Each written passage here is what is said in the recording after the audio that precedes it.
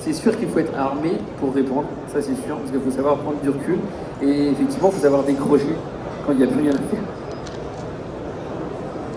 On peut en parler par rapport à Twitter et le droit à January en fait.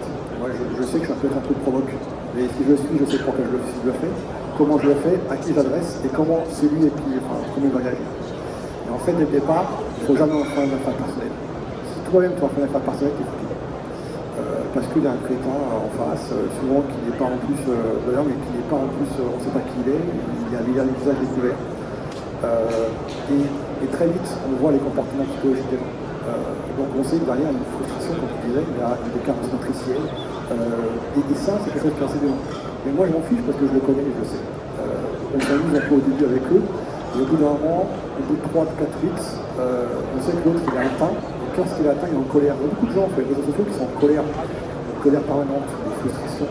Et ça, il faut qu'on sache. Après, on voit quelqu'un qui est en colère et qui me meurt comme ça, je m'en fous en fait, parce que j'en fais pas une affaire personnelle. Et c'est difficile en plus d'avoir une parole impeccable en fait. La vécu, ça peut être mal compris. Donc en fait, on est dans ce côté un peu bienveillant qu'on est. Puis parfois, c'est bien de piquer. Moi, j'aime bien piquer un peu, piquer l'ego en fait. Et le problème, c'est qu'il n'y a pas beaucoup de gens qui sont armés. Ils ne savent pas ce que c'est, ils ne savent pas comment. Et en fait, on a en face de nous des gens qui ne sont pas humains.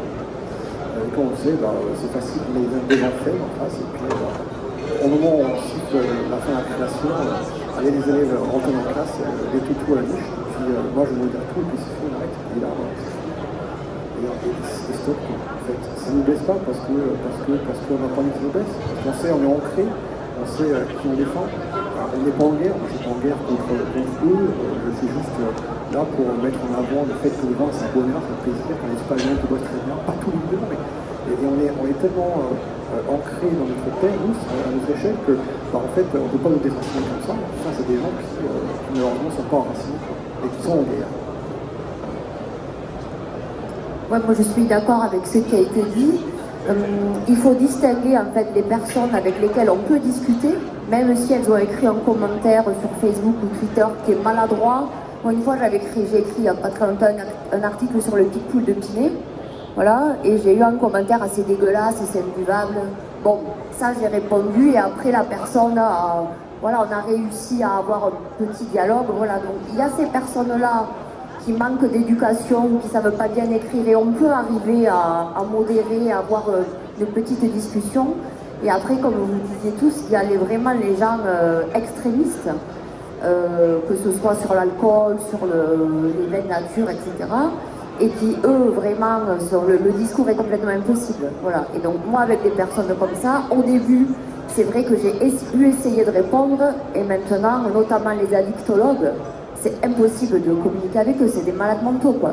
Donc, moi, maintenant, je leur réponds santé avec un petit verre de vin, quoi. Parce que la discussion, elle est de toute façon impossible, quoi. Ah, mais ils sont fous, quoi. C'est impossible, quoi.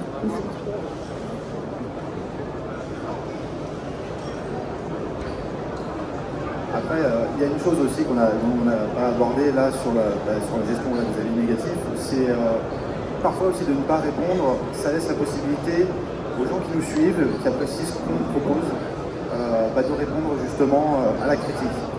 Et finalement, c'est aussi la meilleure réponse.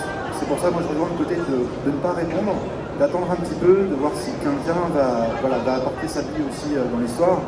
Et la plupart du temps, en fait, ça fonctionne très bien comme ça. Il n'y a pas besoin de rentrer dans le débat. Le débat se fait tout seul entre eux et en fait, ça se calme tout seul à la fin, sauf si, oui, c'est les addictologues, si c'est le ministère de la Santé.